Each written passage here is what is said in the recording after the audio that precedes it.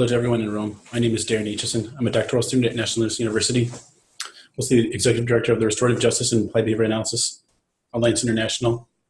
I'm also trained with the Center for Peacemaking Studies at Conflict Resolution out of Fresno, California. Couldn't be there today. I'm very sorry about that, but I hope you enjoy my presentation on acceptance and commitment therapy to improve victim offender mediations.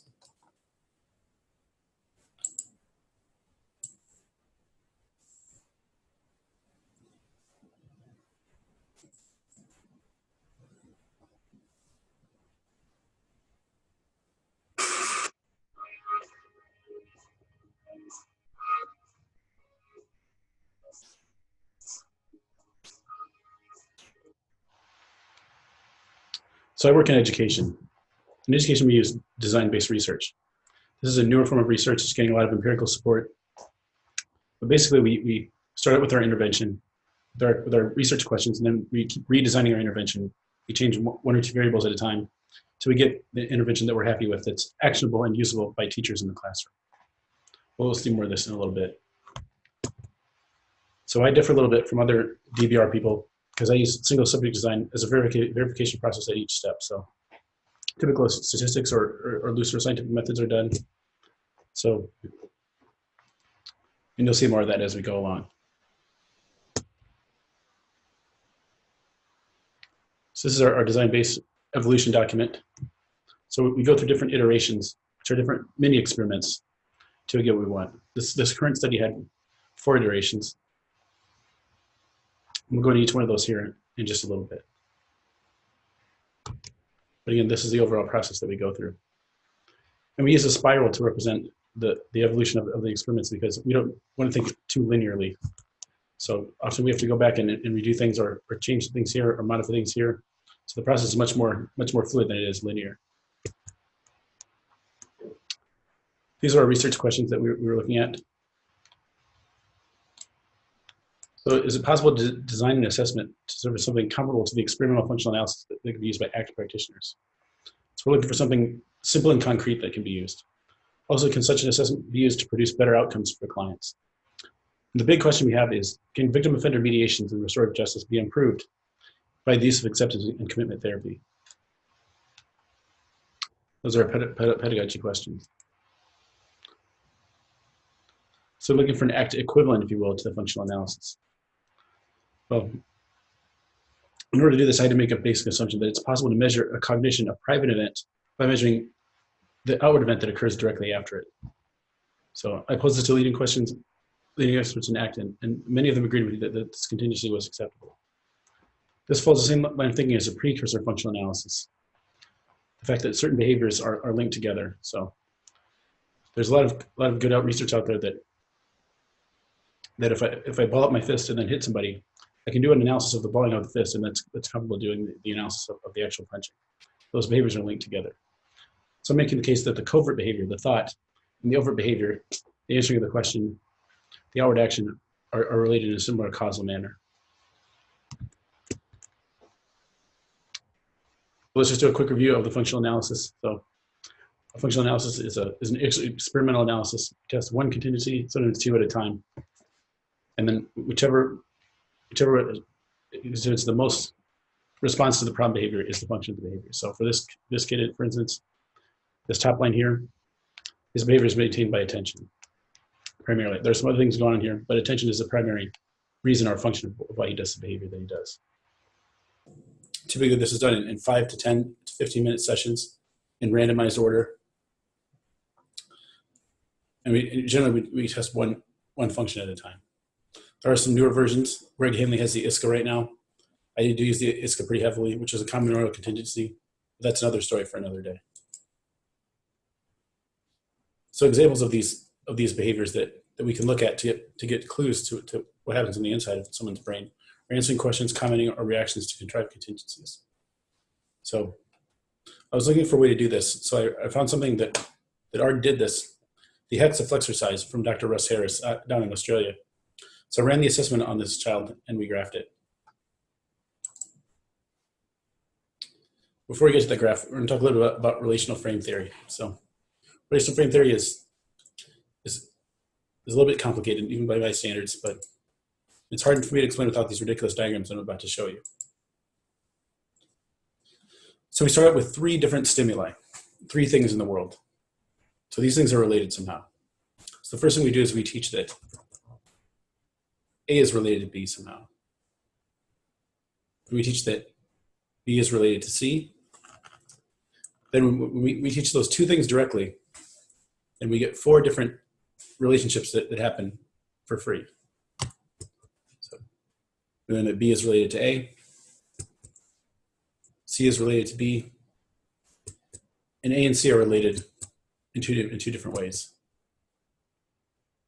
So we train 2 and we get 4 for free, as Dr. Mark Dixon famously says. So these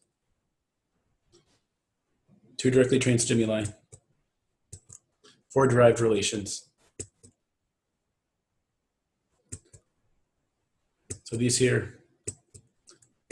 relationships in the scientific world are called mutual entailments.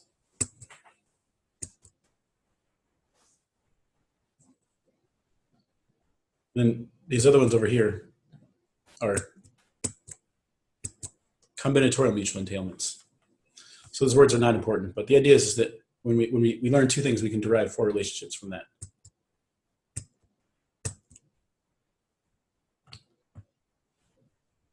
So how does this help me? With the patients with social and emotional problems, we are literally trying to diagram as many of these relational frames as we can. These patterns of cognitions. We find that some of these frames have a positive effect and some have a negative effect on their psychological flexibility. And some of these frames are making things worse. So we want to use that information to tailor and individualize an acceptance and commitment therapy program directly for that patient. Next few slides are some examples. So these are some of, we're calling them faulty frames. That's probably not a good word for them. We don't have a technical word for this yet. But these are frames that are working against the client, working against the patient. So this particular patient was making suicidal threats. So she derived that she was not going to be there anymore because she was making suicidal threats. And because she thought she wasn't going to be at school anymore, she thought those people were crazy. So by asking her about her suicidal thoughts, she thought they were asking her if she was crazy. So she derived that from the things from the conversations that we had. That was tremendously damaging for this patient. It took a lot of work to overcome. It's just another quick one. This patient was not very understood. So when she was understood, she thought the other people didn't understand her. She tried to escape. That was escape maintain behavior. And then when people didn't do what she wanted them to do, she associated that with not being understood. So anytime someone didn't do what she wanted her, someone did not do what she wanted her to do, she felt like she was being misunderstood. So overgeneralization, very bad. So RFT is the basis of ACT. Our ACT is built on RFT. So our ACT is acceptance and commitment therapy. It's generally attributed to being invented by Dr. Steve Hayes, Dr. Emily Sandos, and Dr. Kate Callum. So again, we learn it in 1, derive it in 2, put in networks that change what we do. So again, we learn 2 things, we derive those 4 relationships. So we're talking a lot about psychological flexibility. What is that? Well, it's not cognitive restructuring. Instead of trying to suppress or change cognitions like DBT and CBT do, ACT simply says that thoughts are there. It's what we do with those thoughts that matters. We learn to deal with our thoughts, we process those thoughts, we categorize those thoughts, and we learn to live with those thoughts. And that's how we help our clients perform better and live better lives. So again, it's a direct application of relational frame theory. So these are the 6 core processes of ACT. They're arranged in a diamond lattice. We call this the hexaflex. And the reason these are arranged like this is because they're co-equal. So none of these skills, none of these cognitive processes are more important than the other. And they can't function independently of each other. So they're split into 2 general categories: behavior change and mindfulness and acceptance. We'll talk more about these here in a second. This is just Dr. Hayes, what he told me, that the process of how you learn how to use ACT. You experience in your own life, you understand the model, you learn to apply it to yourself, and then you learn to help others. And I found this to be pretty accurate for me as well. So we're back into schools now. So this is our modern social emotional learning MTSS triangle.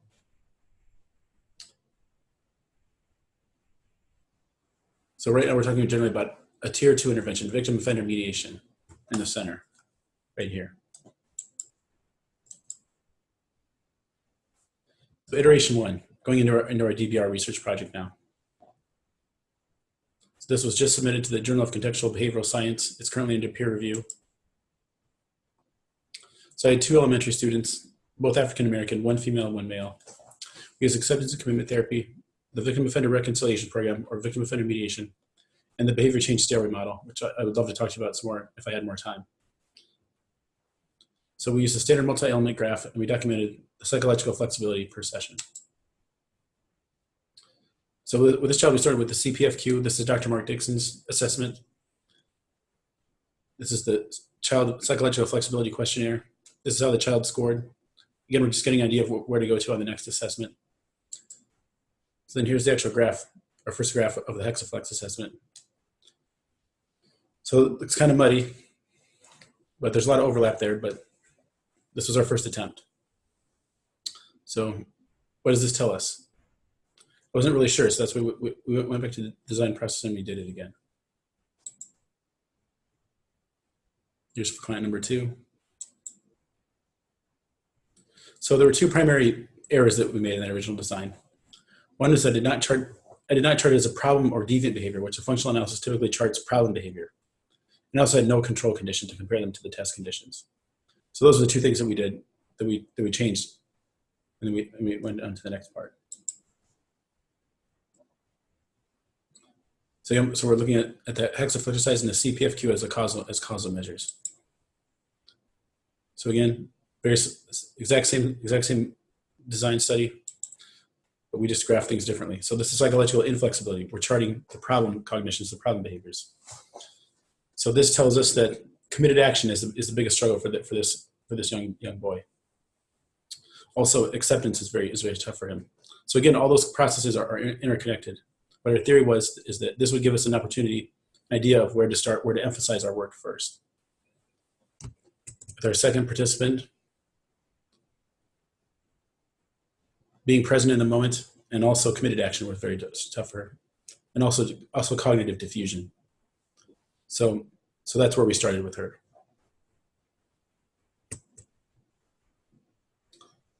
Those 2 major categories I told you before, the behavior change and the mindfulness, we charted those as single function tests just to see what that would look like. This is for the first participant. So again, we see that he does have some struggles in neuropsychological inflexibility. So does this give us a roadmap for better treatment? Well, we weren't sure yet.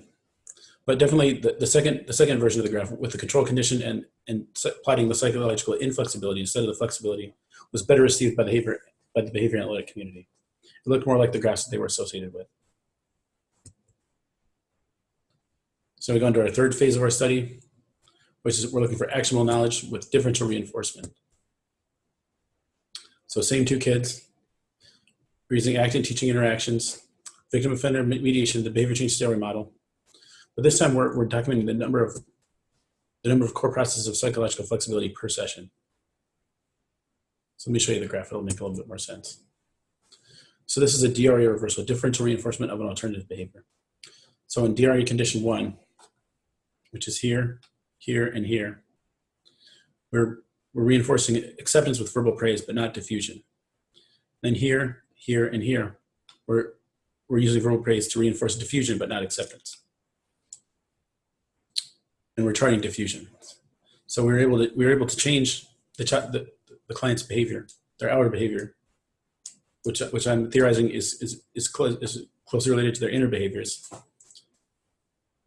through differential reinforcement, through praise and through social interaction. So this is a tentative demonstration of a functional relationship. It's a good start, but that's not enough to stand on, so we kept working. So we go on to iteration 4. So this time we just stuck with one of the patients. The other one wasn't available for the final phase of the study. So this is a comparison of the DRA reversal from phase 4 with the DRA reversal from phase 3. So this time we're just rewarding psychological flexibility. So we're not rewarding it here, rewarding it here, not rewarding it here, etc. So when we're able to turn the behavior on and off like that, that's demonstration of experimental control, that our intervention is likely responsible for the change in behavior. This is the DRI replotted with percentage of participation with victim offender mediations.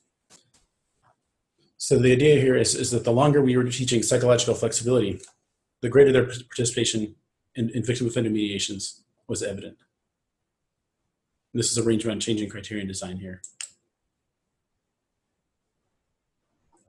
So this is another graph for the same patient. So this is individual sessions of ACT. This is measured in the classroom. And this is percentage participation in mediations. So again, as he learned to use the principles of ACT, as he learned to be more psychologically flexible in one-on-one sessions and in the classroom, he did perform better at victim offender mediations. So what are our final conclusions from all this stuff? So we go back to our original questions. So is it possible to design or adapt an assessment to serve as something comparable to the functional analysis? We don't have an answer to that yet, but we have a good start. So again, it's not truly a functional analysis, it's more of a causal analysis because it's not function of behavior, it's cause of behavior. And we have to do a lot more of the replications of these studies to show whether or not there's a link between that and effective treatment. So can the assessment be used to produce better outcomes for clients? We don't have a lot of evidence of that yet. We have a promising start, and I'm optimistic right now.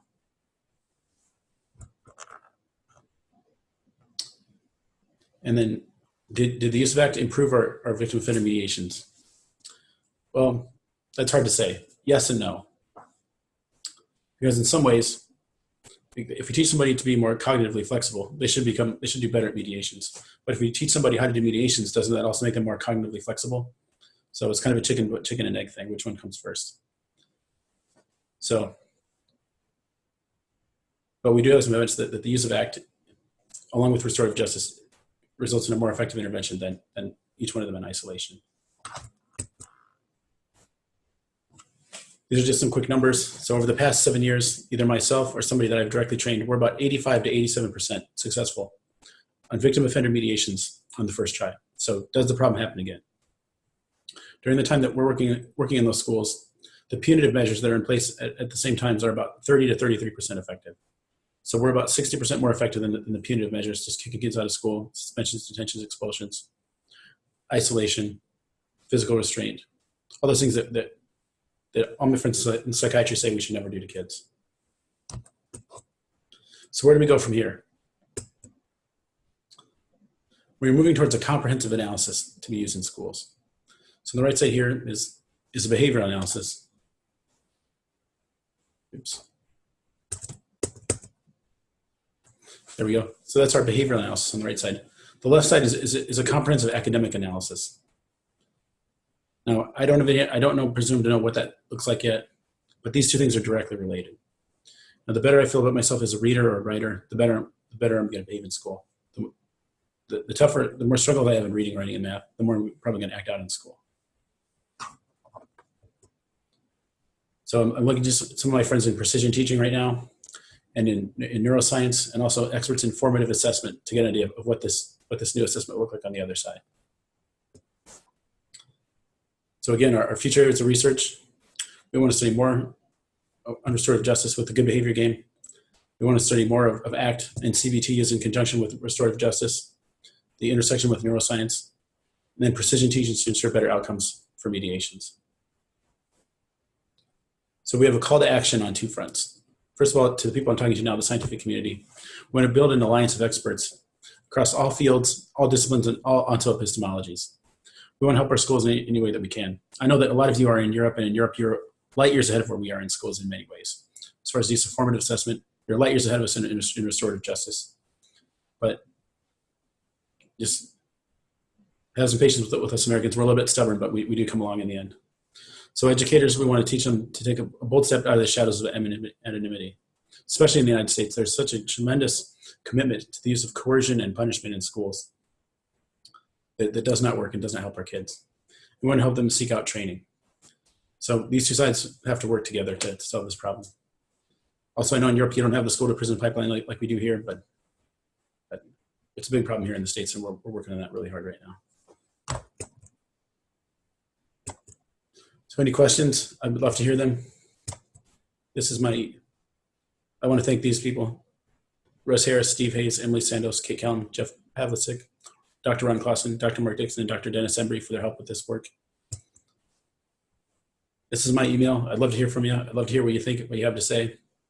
If you're doing restorative justice or acceptance and commitment therapy in your place of work right now, I'd love to know what you're doing. I'm also looking for partners to finish my dissertation. So this will be my doctoral work for the next 2 or 3 years. So we're looking for places in Africa, in the Middle East, and also in Europe to partner with us here in the United States. So I believe my time is up. Thank you. I'm sorry I couldn't make it. Hopefully I'll be there next year. So thank you, and goodbye from Chicago.